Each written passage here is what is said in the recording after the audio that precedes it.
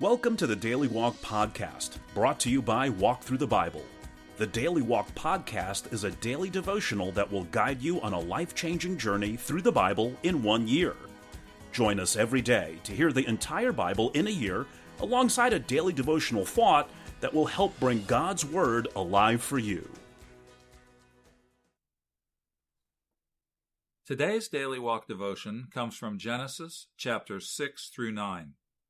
In the course of its rebellion, humanity becomes so sinful that God prepares to execute the death sentence on the entire race. In grace, he directs Noah, a righteous man who walks with God, to build a great barge-like ship in order to escape the coming judgment.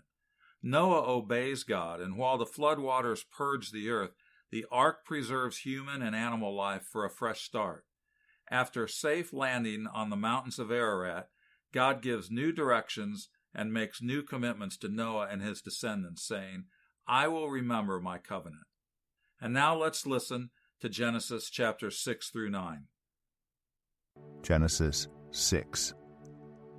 When human beings began to increase in number on the earth and daughters were born to them, the sons of God saw that the daughters of humans were beautiful, and they married any of them they chose.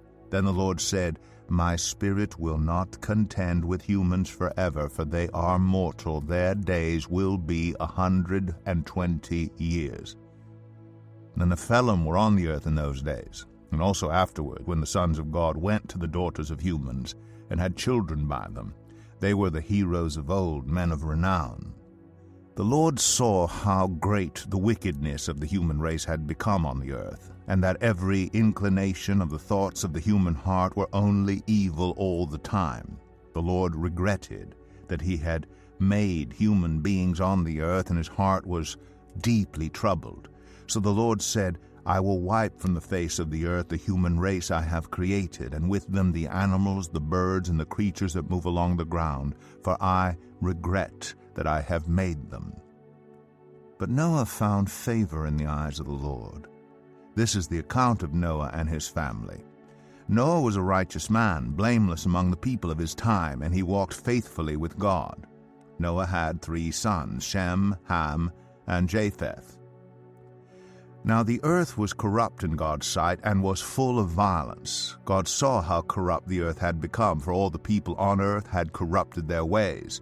So God said to Noah, "I am going to put an end to all people, for the earth is filled with violence because of them. I am surely going to destroy both them and the earth. So make yourself an ark of cypress wood, make rooms in it, and coat it with pitch inside and out. This is how you ought to build it. The ark is to be 300 cubits long, 50 cubits wide, and 30 cubits high. Make a roof for it, leaving below the roof an opening 1 cubit high all around. Put a door in the side of the ark and make lower, middle, and upper decks. I'm going to bring flood waters on the earth to destroy all life under the heavens, every creature that has the breath of life in it. Everything on earth will perish. But I will establish my covenant with you, and you will enter the ark, you and your sons and your wife and your sons' wives with you. You are to bring into the ark 2 of all living creatures, male and female, to keep them alive with you. 2 of every kind of bird, of every kind of animal, and of every kind of creature that moves along the ground will come to you to be kept alive. You are to take every kind of food that is to be eaten and store it away as food for you and for them." Noah did everything just as God commanded him. Genesis 7. The Lord then said to Noah, "Go into the ark, you and your whole family, because I have found you righteous in this generation.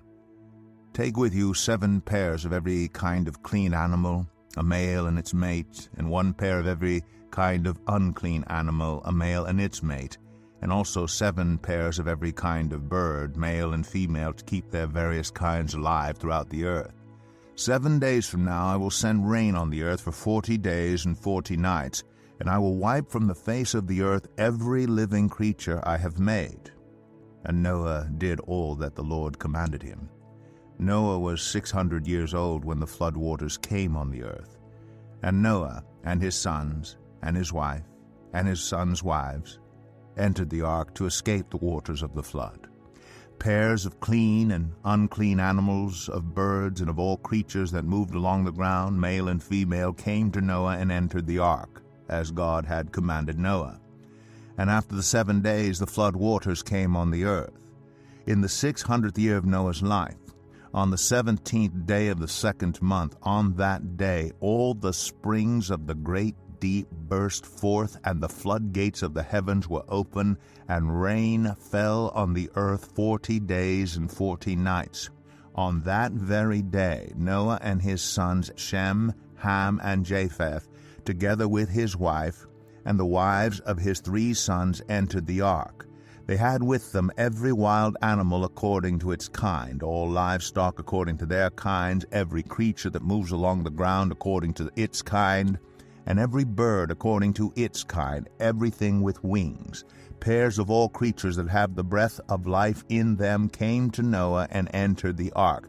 The animals going in were male and female of every living thing, as God had commanded Noah. Then the Lord shut him in. For 40 days the flood kept coming on the earth, and as the waters increased, they lifted the ark high above the earth.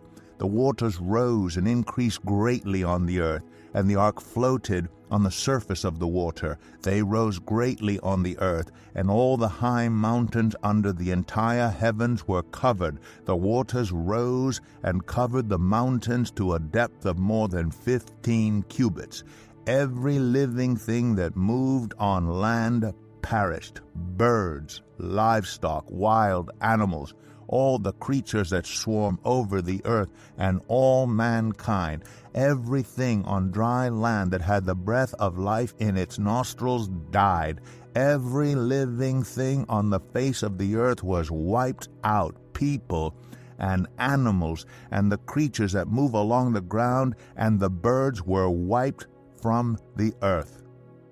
Only Noah was left, and those with him in the ark. The waters flooded the earth for 150 days. Genesis 8. But God remembered Noah and all the wild animals and the livestock that were with him in the ark, and he sent a wind over the earth, and the waters receded. Now the springs of the deep and the floodgates of the heavens had been closed, and the rain had stopped falling from the sky. The water receded steadily from the earth.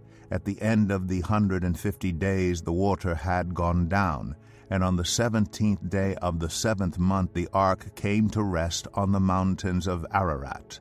The waters continued to recede until the 10th month, and on the 1st day of the 10th month the tops of the mountains became visible. After 40 days Noah opened a window he had made in the ark and sent out a raven, and it kept flying back and forth until the water had dried up from the earth. Then he sent out a dove to see if the water had receded from the surface of the ground. But the dove could find nowhere to perch, because there was water over all the surface of the earth. So it returned to Noah in the ark. He reached out his hand and took the dove and brought it back to himself in the ark. He waited 7 more days and again sent out the dove from the ark. When the dove returned to him in the evening, there in its beak was a freshly plucked olive leaf. Then Noah knew that the water had receded from the earth. He waited 7 more days and sent the dove out again, but this time it did not return to him. By the 1st day of the 1st month of Noah's 601st year, the water had dried up from the earth. Noah then removed the covering from the ark and saw that the surface of the ground was dry. By the 27th day of the 2nd month the earth was completely dry. Then God said to Noah, "Come out of the ark, you and your wife and your sons and their wives. Bring out every kind of living creature that is with you, the birds, the animals, and all the creatures that move along the ground, so they can multiply on the earth and be fruitful and increase in number on it." So Noah came out, together with his sons and his wife and his sons' wives. All the animals and all the creatures that move along the ground, and all the birds, everything that moves on land, came out of the ark, one kind after another. Then Noah built an altar to the Lord, And taking some of all the clean animals and clean birds, he sacrificed burnt offerings on it.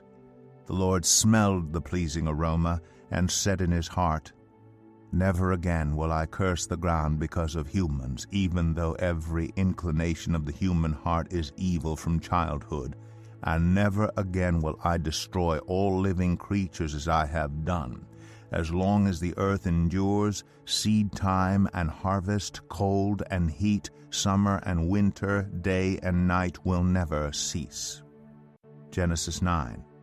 Then God blessed Noah and his sons, saying to them, Be fruitful, and increase in number, and fill the earth. The fear and dread of you will fall on all the beasts of the earth, and all the birds in the sky, on every creature that moves along the ground, and on all the fish in the sea. They are given into your hands.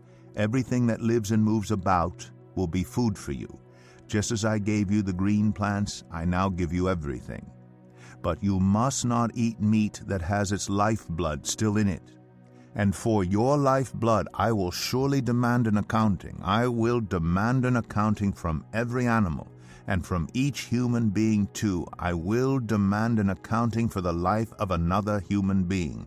Whoever sheds human blood, by humans shall their blood be shed, for in the image of God has God made mankind. As for you, be fruitful and increase in number, multiply on the earth and increase upon it. Then God said to Noah and to his sons with him, I now establish my covenant with you and with your descendants after you, and with every living creature that was with you, the birds, the livestock, and all the wild animals, all those that came out of the ark with you, every living creature on earth. I establish my covenant with you. Never again will all life be destroyed by the waters of a flood. Never again will there be a flood to destroy the earth. And God said, This is the sign of the covenant I am making between me and you and every living creature with you, a covenant for all generations to come. I have set my rainbow in the clouds, and it will be the sign of the covenant between me and the earth. Whenever I bring clouds over the earth, and the rainbow appears in the clouds, I will remember my covenant between me and you and all living creatures of every kind. Never again will the waters become a flood to destroy all life. Whenever the rainbow appears in the clouds, I will see it and remember the everlasting covenant between God and all living creatures of every kind on the earth. So God said to Noah, This is the sign of the covenant I have established between me and all life on the earth. The sons of Noah who came out of the ark were Shem, Ham, and Japheth. Ham was the father of Canaan. These were the 3 sons of Noah, and from them came the people who were scattered over the whole earth.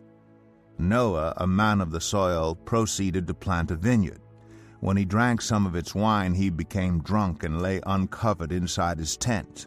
Ham, the father of Canaan, saw his father naked and told his 2 brothers outside. But Shem and Japheth took a garment and laid it across their shoulders. Then they walked in backward and covered their father's naked body. Their faces were turned the other way so that they would not see their father naked. When Noah awoke from his wine and found out what his youngest son had done to him, he said, Cursed be Canaan. The lowest of slaves will he be to his brothers. He also said, Praise be to the Lord, the God of Shem. May Canaan be the slave of Shem. May God extend Japheth's territory. May Japheth live in the tents of Shem, and may Canaan be the slave of Japheth. After the flood, Noah lived 350 years. Noah lived a total of 950 years. And then he died. Here's your daily walk thought for today. Just imagine, you say you get tired of waiting for God to right the wrongs in your day. Maybe you should quit your job and sign on with Noah and Sons Shipbuilders. They're short of help, and you will be welcome if you know anything about building triple-decker cargo ships. Nobody's ever tried this kind of thing before, but Noah is convinced God told him to do it, says he's working against a deadline too. The contract calls for 120 years, no more, no less. Old Noah figures the Lord wants to give people another chance to turn back to him. God's not in any hurry. That's because he's long-suffering. But the Lord won't wait forever. When the time comes, it's going to get real wet around here. God always keeps his word, and just at the right time, too. You can start by sawing those gopher logs into planks. Make a list of the faith-inspired steps of obedience that Noah took in chapters 6 through 9. Noah obeyed God by picking up a hammer and saw. What is God asking you to do today to join Noah's faithful ranks? Thank you for joining us today for the Daily Walk Podcast from Walk Thru the Bible. Be with us tomorrow as we continue our life-changing journey through the Bible in a year. Love this episode of the Daily Walk Podcast? We'd love for you to rate and give us a review on iTunes or Google Play. Make sure you subscribe so you won't miss an episode as we walk through God's Word together. For more resources to help you live God's Word, visit walkthru.org. That's WALKTHRU.org. Walk through the Bible. Take a walk, change the world.